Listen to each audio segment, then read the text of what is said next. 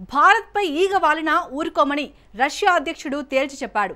Donald Trump విధించే సుంకాలతో భారత్ నష్టపోకుండా మేమాదుకుంటామని Vladimir Putin స్పష్టమైన ఆదేశమిచ్చాడు. బెదిరింపులకు దిగే ట్రంప్ని భారతీయ నాయకులు, భారతీయ ప్రజలు అస్సలు సహించరని పుతిన్ చెప్పాడు. ట్రంప్ వద్దంటున్న భారత వ్యవసాయ ఔషధాలను తాము కొంటామని అభయమిచ్చాడు. ఎవడు ఇండియాకు అండగా నిలబడకపోయినా రష్యా మాత్రం ఢిల్లీని ఒంటరిగా వదిలిపెట్టే సమస్య లేదని క్రెమ్లిన్ బాస్ క్లారిటీ ఇచ్చాడు. మిత్రదేశాన్ని బెదిరించడం స్నేహం కాదని ఒక రకంగా ట్రంప్కి పుతిన్ క్లాస్ పీకాడు. మిత్రదేశం అంటే కష్ట సమయంలో అండగా నిలబడమని అమెరికా అధ్యక్షుడికి మొట్టికాయలు వేశాడు. ఇప్పుడు భారత్కు అండగా ఉంటామని ఎందుకు పుతిన్ చెప్పాడు? ట్రంప్కి పుతిన్ ఇచ్చిన షాక్ ఎలాంటిది? Let's watch.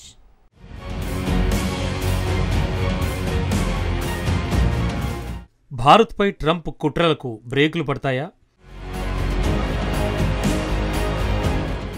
భారత్ నష్టాలను రష్యా ఎలా భర్తీ చేయబోతోంది? చైనా కంటే మోడీకే పుతిన్ ప్రాధాన్యం ఎందుకు?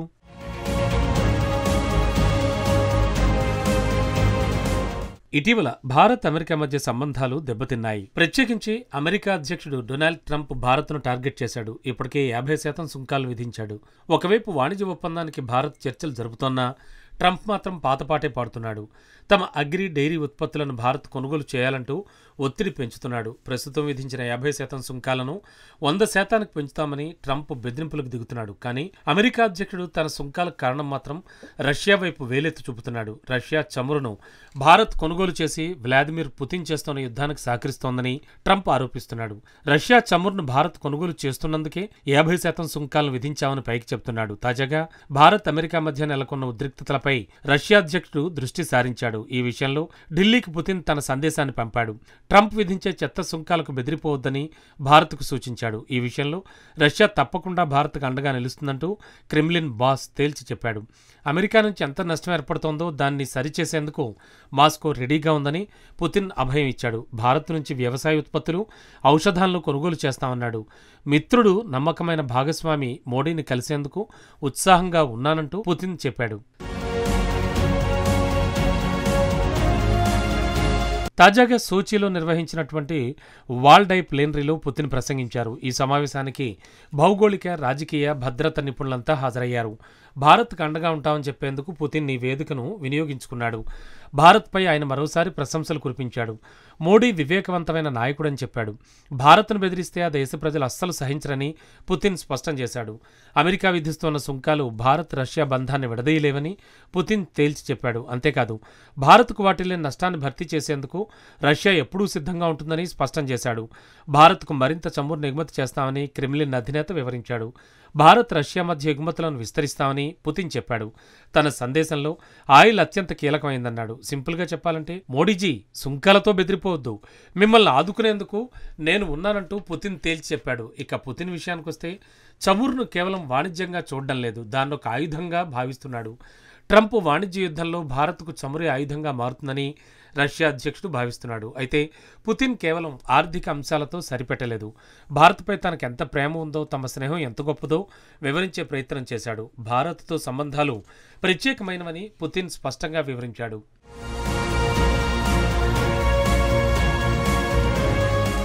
తమ జాతీయ ప్రయోజనాలకే ప్రధాని మోడీ పెద్దపీట వేస్తున్నారని పుతిన్ స్పష్టం చేశాడు. భారతీయ సినిమాలంటే తనకెంతో ఇష్టమని పుతిన్ చెప్పాడు.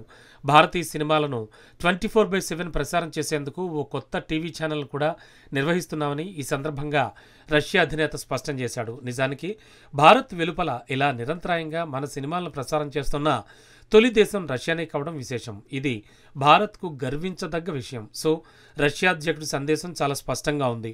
భారత్పై పుతిన్కు అపారమైన నమ్మకం ఉంది. ఇదే మనల్ని మరో అంశానికి తీసుకెళ్తుంది.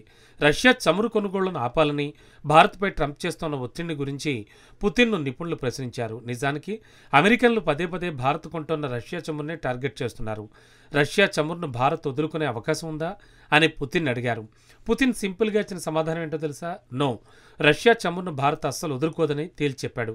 ఒకవేళ రష్యా చమురును కొనడం ఆపేస్తే భారత్కు స్వల్పంగా నష్టం రావచ్చని పుతిన్ తెలిపాడు. అంతే తప్ప తమ క్రూడ్ కొనకపోతే భారత్ ఏదో అయిపోతుందని మాత్రం బెదిరింపులకు దిగలేదు. మోడీ నిశితంగా పరిశీలించిన తర్వాతే నిర్ణయాలు తీసుకుంటారని పుతిన్ చెప్పాడు.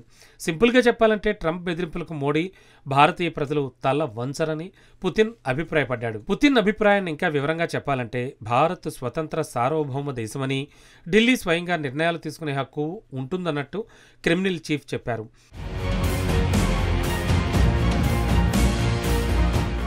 ఇక పుతిన్ తమ అభిప్రాయాలను వెల్లడించిన టైమింగ్ అత్యంత కీలకమైంది.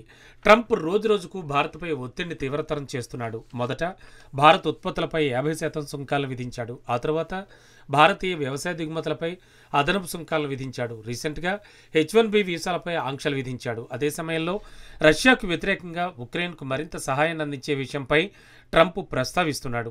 యుద్ధం విషయంలో ట్రంప్ పూర్తిగా యూటర్న్ తీసుకున్నాడు. ఈ నేపథ్యంలోనే ట్రంప్కి ఎక్కడో కాలిపోయేలా భారత్కు అండగా ఉంటామని పుతిన్ తేల్చి చెప్పాడు. ఇక ఈ డిసెంబర్లో పుతిన్ భారత్లో పర్యటించనున్నాడు. ఇప్పటికే పుతిన్ పర్యటనకు సంబంధించి ప్రక్రియ మొదలైంది. తాజాగా వాల్డై ప్లేనరీలో ప్రసంగంలో 3 క్లియర్ సిగ్నల్స్ పుతిన్ ఇచ్చాడు. మొదటి సిగ్నల్, భారత్తో తన భాగస్వామ్యానికి రష్యా కట్టుబడి ఉందని పుతిన్ స్పష్టత ఇచ్చాడు. రెండో సిగ్నల్, భారత్తో ఇతర రంగాల్లో వాణిజ్యాన్ని విస్తరించేందుకు మాస్కో రెడీగా ఉందని రష్యా అధ్యక్షుడు తేల్చి చెప్పాడు. ఇక మూడో సిగ్నల్, భారత్ స్వతంత్రంగా బహుముఖ విదేశీ విధానాన్ని కొనసాగిస్తుందని క్లారిటీ ఇచ్చాడు. ప్రత్యేకించి రష్యా క్రూడ్ను భారత్ కొనుగోలు ప్రశ్నకు పుతిన్ సూటిగా సింపుల్గా సమాధానం ఇచ్చాడు. అమెరికా నమ్మదగిన దేశం కాదని పుతిన్ అంటున్నాడు. భారత్ తమకు మిత్రదేశం అంటూనే ట్రంప్ సుంకాల దాడులు చేస్తున్నాడు.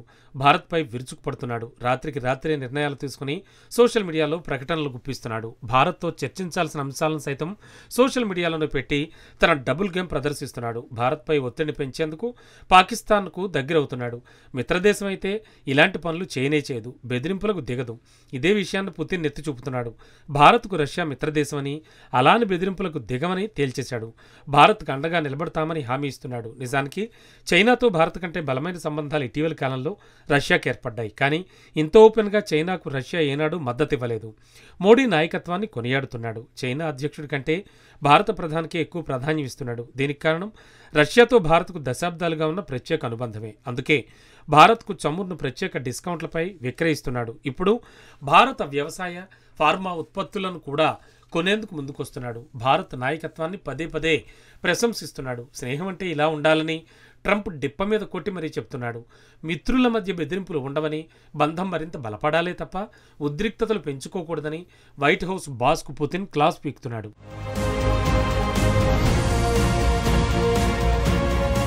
ట్రంప్ భారత్ను సుంకాలు, ఆంక్షలతో బెదిరిస్తుంటే పుతిన్ మాత్రం సంబంధాలను విస్తృతం చేస్తున్నాడు. నిజానికి ట్రంప్ ప్రపంచంపై సుంకాలతో దాడి చేస్తున్నాడు. శత్రువులు, మిత్రులు, భాగస్వాములు అన్న తేడా లేకుండా వ్యవహరిస్తున్నాడు. ప్రపంచంతోనే తగువ పెట్టుకుంటున్నాడు. కానీ రష్యా మాత్రం ప్రపంచానికి చేరువయ్యేందుకు ప్రయత్నిస్తోంది. ఇదే పుతిన్కు, ట్రంప్కు మధ్య ఉన్న తేడా.